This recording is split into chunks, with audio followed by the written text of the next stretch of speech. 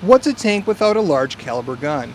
What could be mistaken as an armored personnel carrier with a sunroof is actually a World War II Stuart M5A1 tank being refurbished by the Fort Snelling Military Museum volunteers. The volunteers removed the turret from its tank body over 4 years ago. You basically take one thing, fix it, and then move on. But as far as the turret is concerned, you end up having to do the inside with as much stuff out of the turret as you can get out of it so that you have access to nooks and corners and crannies. Otherwise, it gets really tight in there. The tank, nicknamed Hugo, was in terrible condition and parts were either stripped or missing. This made refurbishing Hugo difficult. It's a flower pot. I mean, like if you go to Fort Bragg or Fort Bliss, Fort Hood, you'll see all these tanks and other vehicles in front of buildings. They don't run, they don't work. They're flower pots. They're just hood ornaments, and these guys took it and turned it around, made it fully operational, fully functional tank. Okay, you guys all set? Right.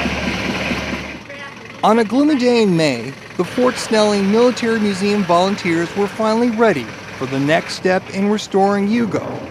And that step was giving Hugo back its tank hood by reattaching the turret back to its body and making it a whole tank again. It was crucial to keep the turret balanced on the stand to keep it from rolling off. The volunteers used a crane to carefully lift the turret to prevent any damage.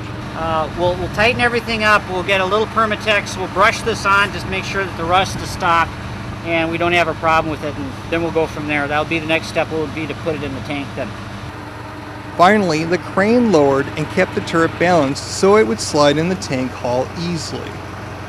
We've spent so much time on this thing. You hate to damage something, at the crowning glory when you're going to put the turret back into the tank. The Fort Snelling Military Museum volunteers still have a little work left to do on the tank, but they're now starting to take it out in public and display it. A little side note on the tank.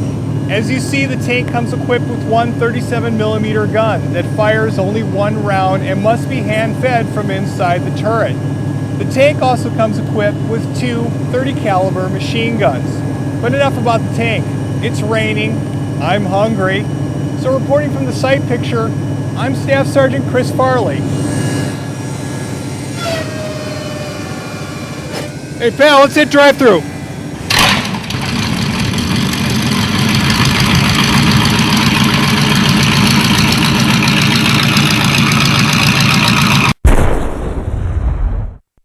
The United States Army Reserve enters into its 100th year and celebrates its proud history of service with a centennial anniversary, April 23, 2008.